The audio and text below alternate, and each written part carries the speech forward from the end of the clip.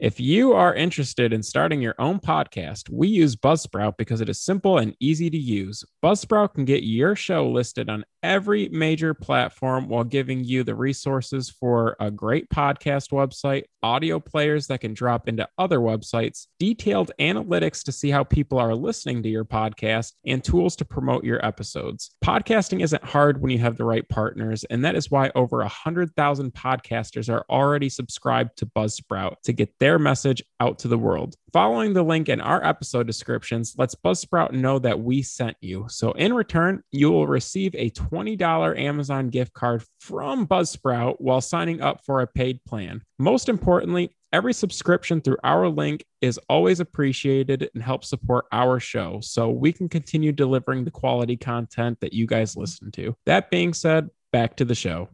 Hello and welcome to Comic Book Junkies. I'm Andrew. This is Joe. And we're coming back at you with a certified classic, X-Men Days of Future Past by Chris Claremont and John Byrne. So our digital reader has several issues. We'll discuss that a little bit further into the pod, but we are going to mainly focus on issues 141 and 142 of the two-part storyline. A lot of you who aren't comic nerds, I guess, who aren't reading heavy, you may have seen the movie. I'd recommend the comic, but there is a movie available if you're not much of a reader and you want to get the gist of what we're talking about. But yeah, it's a good classic X-Men story. I mean, it's from arguably the best creative team on X-Men in X-Men history. So yeah, Joe, what did you think?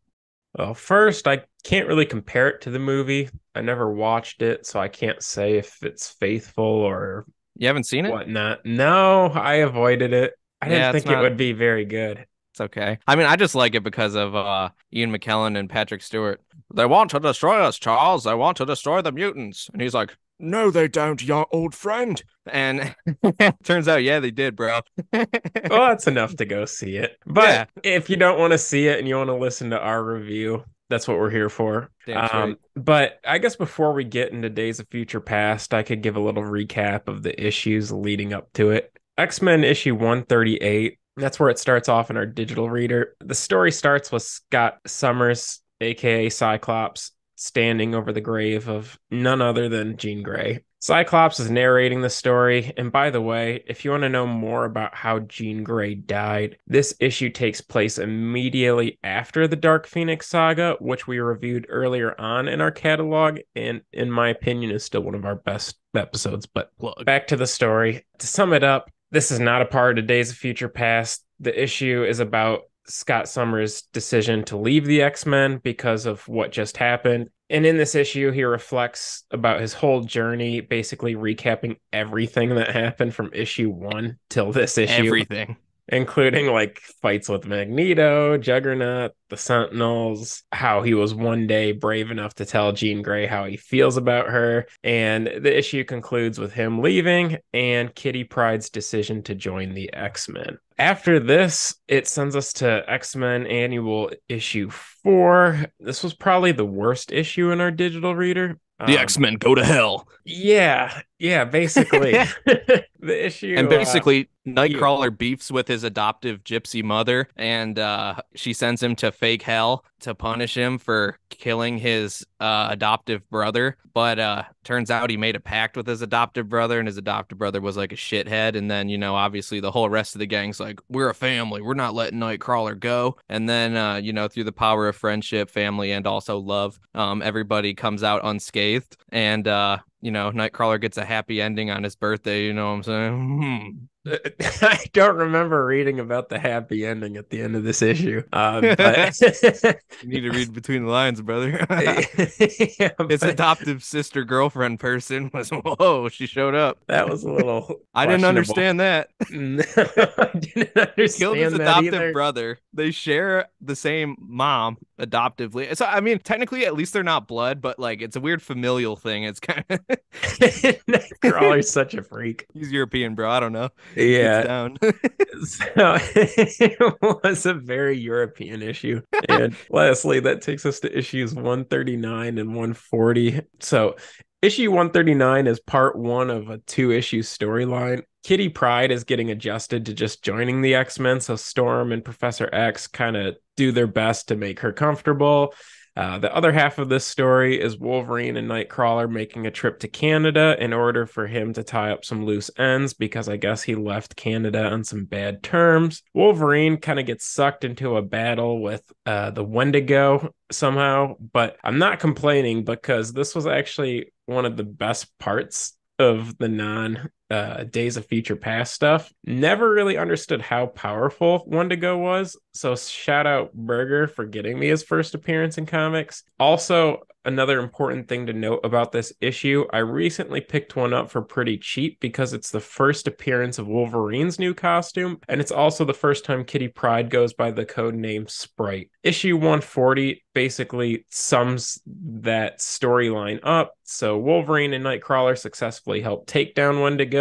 Canada is now cool with Wolverine again, and Kitty Pryde is still nervous, but is breaking out of her shell a little bit, and we finally get a preview of what's to come next, which is the Blob breaking out of prison. And for those that don't know, the Blob is a OG X-Men villain. But that takes us right into the meat and potatoes, which is X-Men 141. Whoop whoop. And X-Men 141 starts off in a pretty dire circumstance, especially, compared to the other issues. It's kind of a different setting because it's 21st century Manhattan, total dump. Turns out an older Kate Pryde, Kate, not Kitty, by the way, is trying to meet up with Wolverine. And, there's kind of like not a lot of context, obviously, far into the story. It's just a few pages deep. But there's basically rogues, not the X-Men, more of a marauder gang type thing. And she falls into a trap, ready to kill her, basically, because they don't like mutants. But Wolverine shows up and he shows them guys a thing or two without his claws,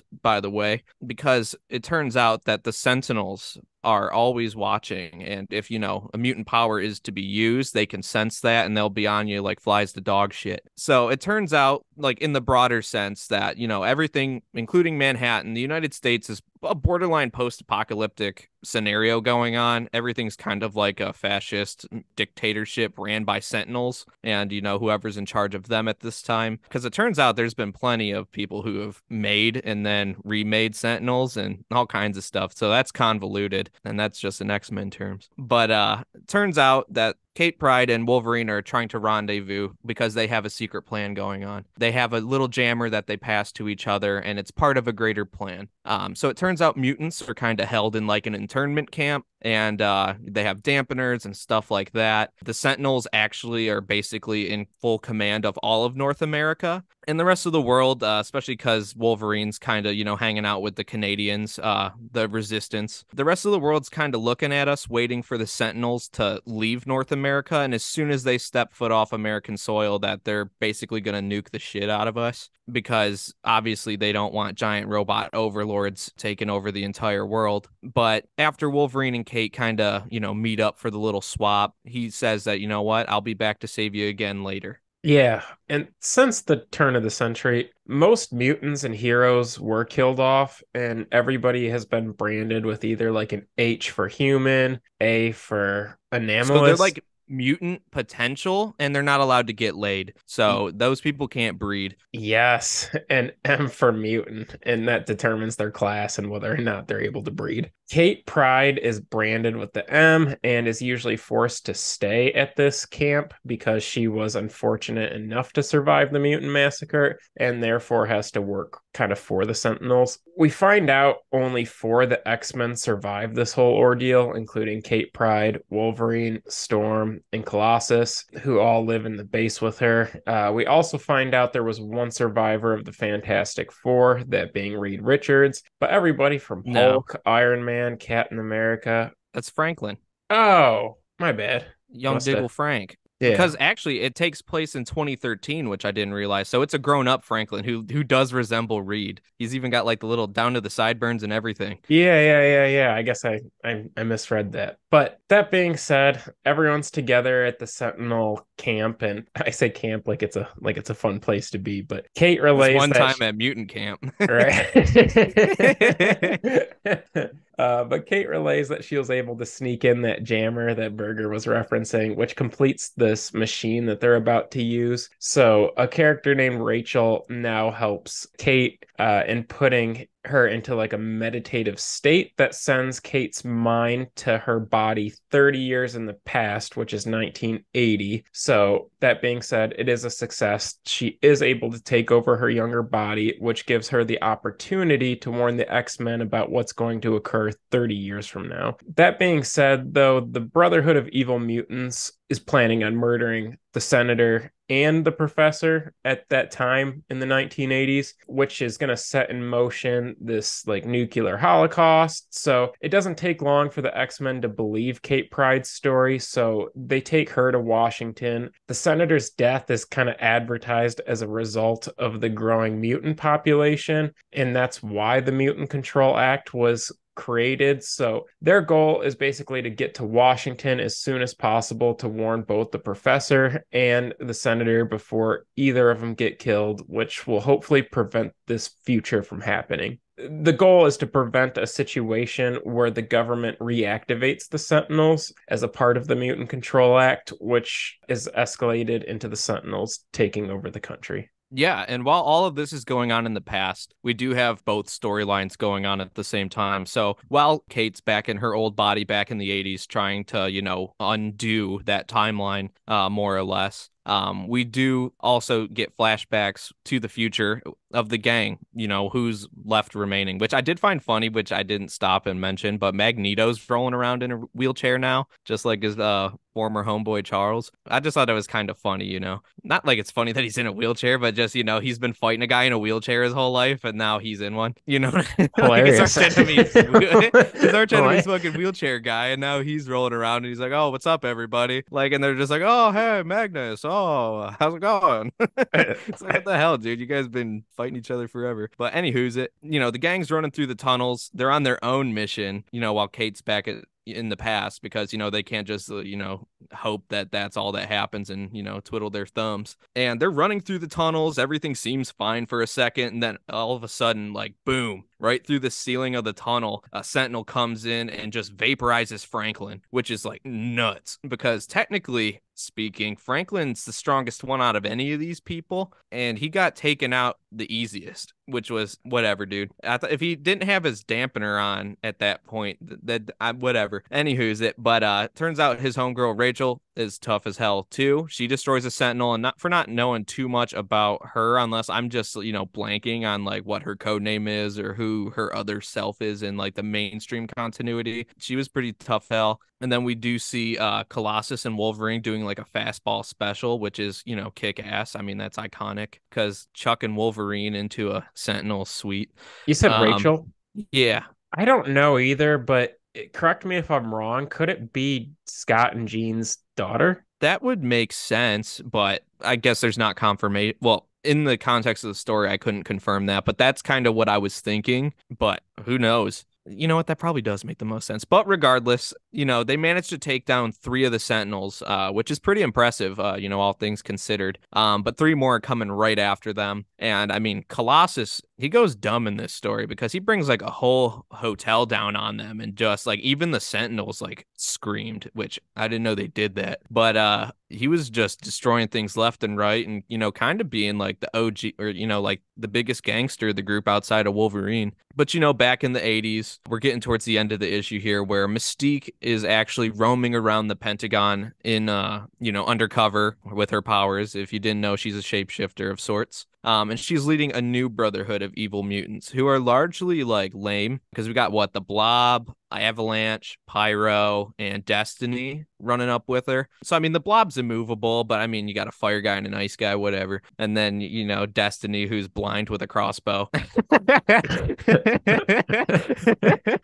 Yeah, dude, she just Destiny will show her where to shoot, I guess. But yeah, so she's got her gang and they're ready to be ne'er-do-wells. And the Blob's not really a big fan of this leadership structure. It's like one of the multi-marketing schemes to him. He's like, no, this is bullshit. He's like, I got more experience than all you guys. I used to work for the original Brotherhood of Evil Mutants with Magneto. He's like, I don't really mind taking orders from Mystique. That's not really what I plan on doing. But everyone kind of starts inter-squad beefing over it, and they're like, shut up, Fatso, you're not smart enough for this. Just let her do her thing. And ultimately, they set aside their differences so they can bust in and start tussling with the X-Men, which they were very surprised to see. And that's kind of where it leaves us off. So there's a little bit of a cliffhanger with the two squads coming face to face, which I'm not sure in the original timeline that's what happens, but that's what's going on now. Facts. And there's a sick fight to begin issue 142, which is the last issue of this storyline. But between the Brotherhood of Evil Mutants and the X-Men,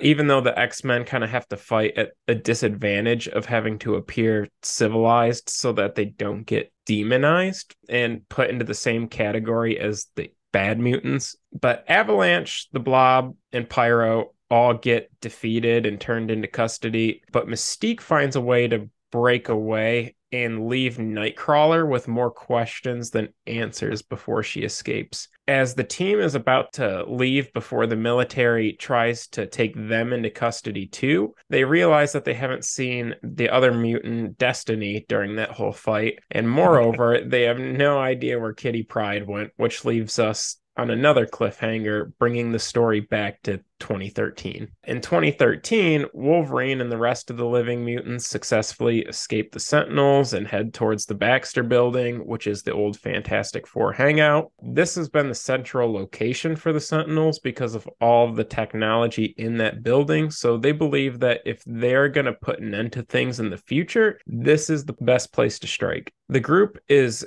in the know of some kind of secret elevator, and they take the elevator to what appears to be like a control room. Wolverine thinks he's got the one up on the Sentinels, and he goes for the attack, but apparently the Sentinels let them get this far, so it would be easier to destroy them, and they instantly kill Wolverine, which was sad to see.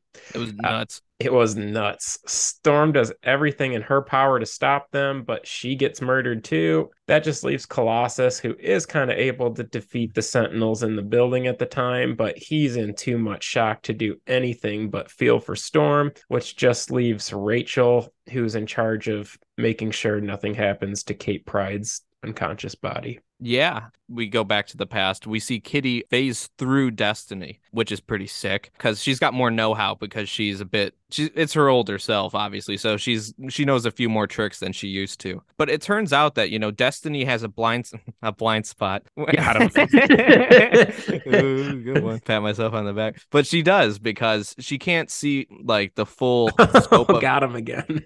Oh man, that was unintentional. Yeah. She can't sense the future properly because there's an anomaly going on in this timeline, and that anomaly is Kate's older consciousness in her younger body. So that is what allows Kitty to get the opening to phase through her and then like kind of solidify herself in a way, just to kind of make her shoulder solid enough to throw off the bow, which in turn, saves the senator because the shot ends up missing. So Kitty's older self basically ends up departing, going back to wherever it needs to be in whatever the future timeline looks like, I suppose. And the day is essentially saved. That's not to say that things are completely averted, though, because there's a little bit of an epilogue there where I believe it's, the president or some type of prominent politicians kind of consulting with some hardo named Gyrich, whatever, dude. I don't know how to pronounce it. And it turns out to be Sebastian Shaw. Even though Shaw's mutant, he's still lobbying for Sentinels to be made anyways. And they basically have plans to go right back into production, and who knows how the future's gonna go. He's like, if you ever seen the Boondocks, like the Uncle Ruckus of mutants. Only good mutant is a dead mutant. Yeah.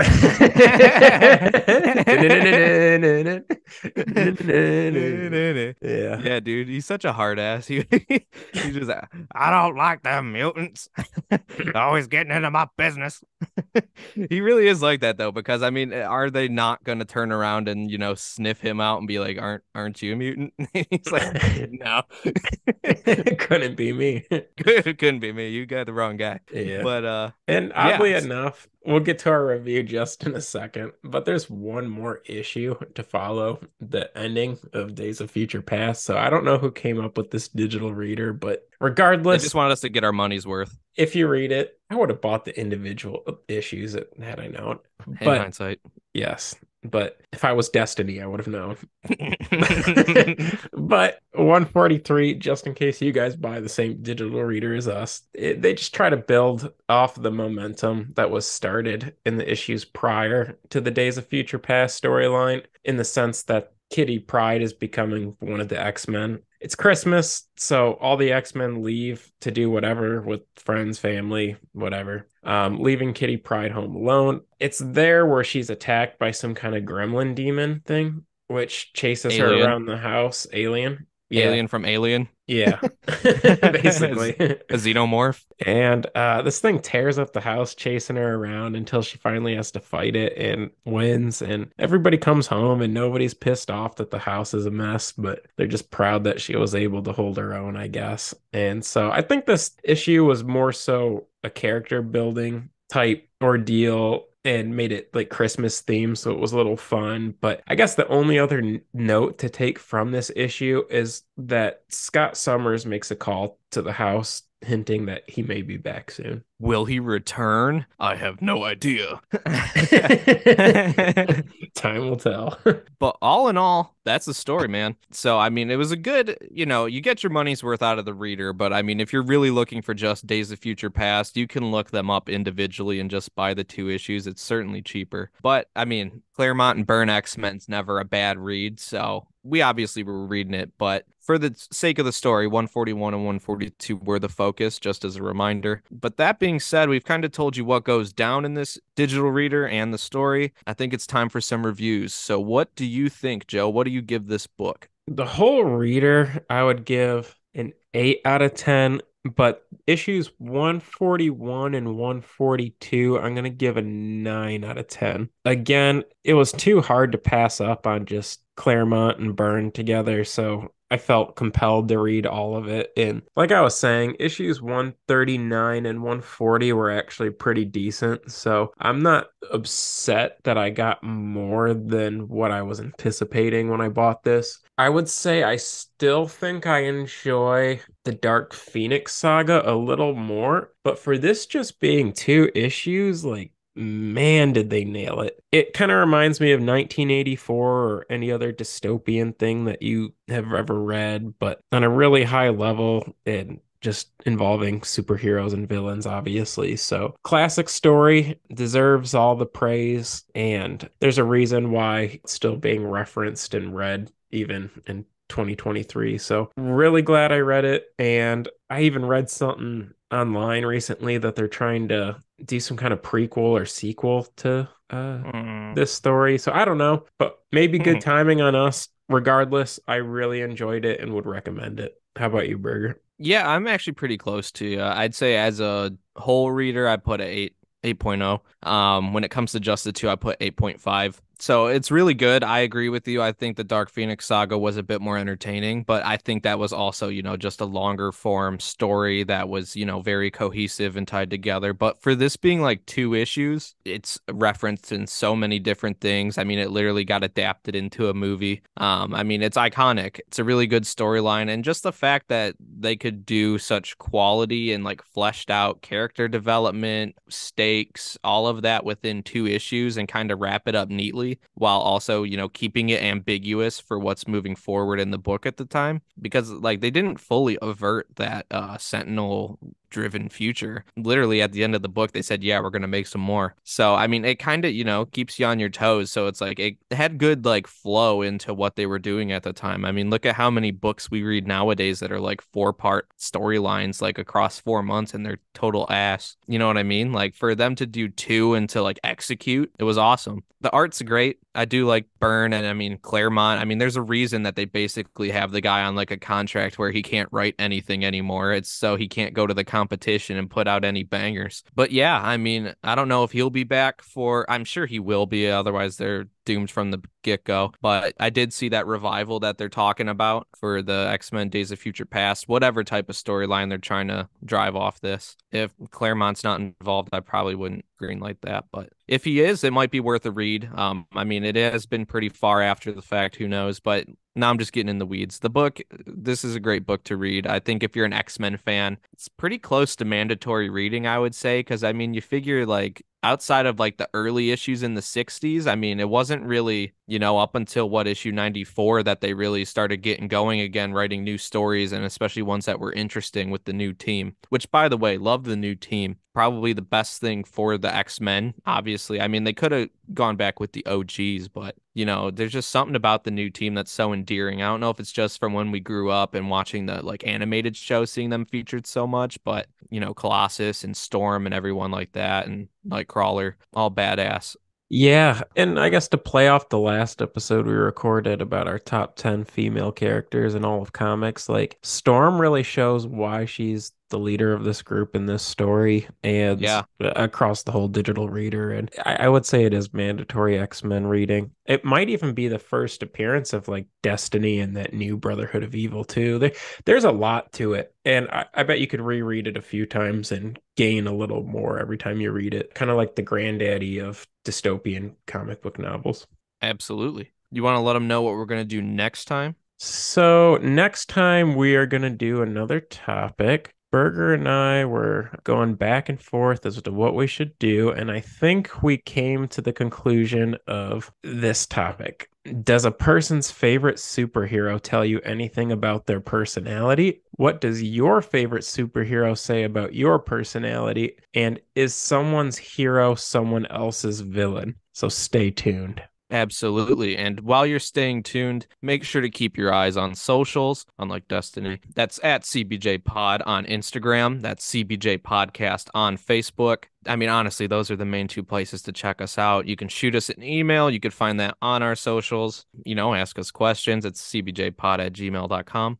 Make sure to, spread the good word about Comic Book Junkies to anybody that will listen to you. We'd appreciate it. You could do that for your other pods too. Won't beg you, but, rating, reviewing, and the 5 stars and all that wherever it's applicable. You don't got to do it, but we appreciate it if you do. So does any podcast that you do that for. I don't know how the algorithm works, but that feeds it and we could use it. But hey, we appreciate you just for doing your part and listening, week in, week out. And, we couldn't do it without you. Thank you, guys. We'll catch you next time.